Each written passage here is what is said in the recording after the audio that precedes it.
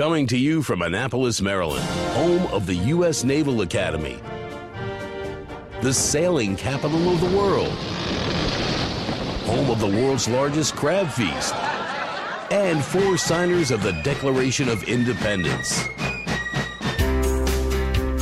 This is the Eye on Annapolis Daily News Brief, a daily roundup of local news that you can use, including local sports, local events, local opinion, and local weather from DMV Weather.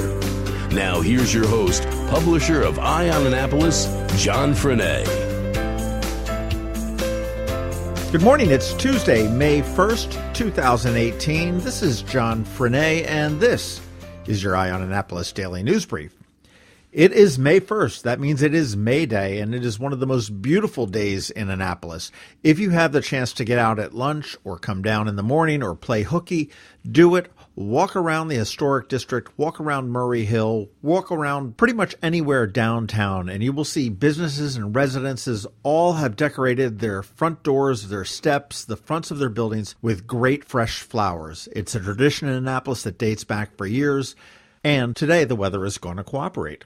A new business opened at the mall yesterday, and it's not really a business. Well, I guess it is. But the Anne Arundel County Public Library opened up Discovery at the Westfield Annapolis Mall. The mall library is one of less than 20 of them across the country and only the second one in Maryland. And it's called Discovery's The Library at the Mall.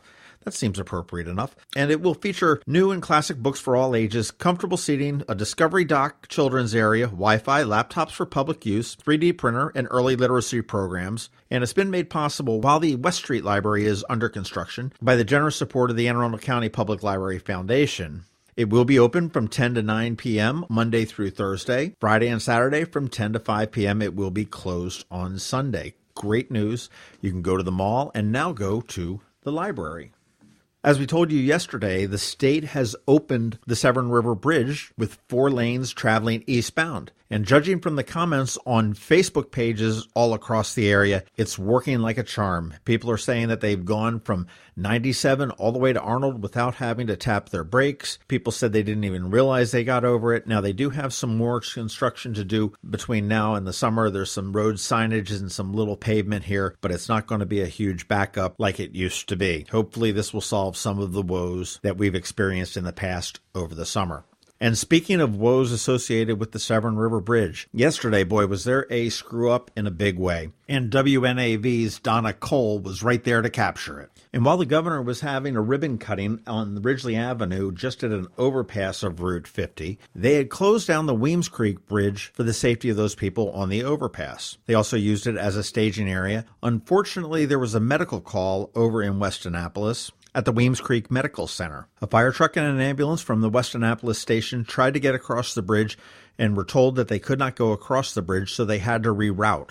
They rerouted out to Bestgate Road and came in the other direction. A little bit later in the day, city spokesman Susan O'Brien had said that the SHA did not notify the city that they were closing the bridge, otherwise they would have notified the emergency services. And the fire department did confirm that the SHA did offer to clear the bridge, but they made the decision to reroute because it would have taken too much time to manually get up, clear vehicles and people off of the closed bridge. They said that the person was suffering a, quote, minor cardiac arrest and apparently was transported to the hospital and is recovering. Medical care was given to him at the Weems Creek Medical Center. Hopefully this is a lesson in communication that the state and the city will learn together. Clean Your Block, and this is a pretty cool partnership between Annapolis Green and Visit Annapolis. They're kicking off National Travel and Tourism Week festivities a day early on Saturday, May 5th, and they're going to have a series of green events to actually help beautify Annapolis. They're going to be taking part in the Great American Cleanup with the hashtag of Clean Your Block. People that are interested in making Annapolis a little bit more beautiful are invited to show up at one of 4 locations. At 9 a.m. on Saturday, Poplar Trail, which is the Lowe's Hotel delivery entrance on Taylor Avenue right across from the police department. The far corner of the Growls parking lot at 607 Taylor Avenue across from the firehouse. The Bates Trail parking lot behind Maryland Hall. And an Eastport location that's still being determined. They're going to clean up 4 designated sites, and afterwards, from 11 to 1, you can go back to the West Street Visitors Center for an open house and refreshments, and some words from Annapolis Mayor Gavin Buckley and Keep America Beautiful President and CEO Helen Lohman. make sure you check out eyeonannapolis.net. We have all that information on that program right on our website, and I'll make sure that that's pinned to the top. That's about it for the news today. Hang tight. We've got George Young with DMV Weather and your weather forecast, and it looks like a very nice one through the weekend, to be honest with you. And he is coming up right after Sean O'Neill with RBC Wealth Management. I'm Sean O'Neill, your local RBC Wealth Management advisor. More than likely, the primary reason you save and invest is to achieve your life goals while ensuring your long-term financial well-being. But before you can determine your preparedness towards your goals, you need long-term answers to important questions about how much money you need, where it will come from, and how long it will last. RBC Wealth Plan, a new industry-leading tool, is now available to help answer these questions and develop your personal plan using a conversational approach. With RBC Wealth Plan, we can create a personal analysis based on these unique goals while offering you the ability to weigh certain decisions and determine what's best for you and your family. Call me, Sean O'Neill, today at 410-573-6723 for a complimentary consultation. RBC Wealth Management, a division of RBC Capital Markets, LLC. Member NYSE, FINRA, and SIPC. This is Maryland. The weather can be nearly unpredictable. We've got George Young from DMV Weather in Annapolis to sort it all out. Hey everyone, this is George with DMV Weather, and this is your Eye on Annapolis forecast for Tuesday, May the 1st. A pretty good start yesterday to a very nice week of weather in Annapolis and all of Anne Arundel County. And it only gets better today with warmer temps in the 75 to 80 degree range and less wind. And the trend will remain our friend for the rest of the week as temperatures Wednesday through Friday will be in the 80s before a cold front moves through sometime in the PM hours Friday evening. Okay, that's it for today. This is George Young of DMV Weather. Be sure to get our free app by searching for DCMDVA Weather in the Apple App Store and Google Play Store, and enjoy the warming trend today as temps climb toward 80. But always remember one thing, whatever the weather outside, have fun and be safe. Hey, it's May and it's Maryland Podcast Month. No, Hallmark didn't invent this puppy, so there's no need to get a card, but do yourself a favor and give a listen to some of the other Maryland-based podcasts. Our right-wing friends, hey, they called us liberals first, at Red Maryland have put together a website called MarylandPodcastMonth.com, and it lists all of the podcasts that are participating this month. Throughout the month of May, many of us will be showing up on other Maryland podcasts as guests, and we'll have all sorts of antics throughout the month. Among the participants are Red Maryland and Eye on Annapolis, of course, and then others to cover every topic you can possibly think of. Podcasts such as Quality Time, The Maryland Crabs, A History of Maryland, The Conduit Street Podcast, Laugh Finder, The Extra Point Show, Society Fringe Players, The Mark and Lowell Show, The Engine Mom Podcast, and quite a few more.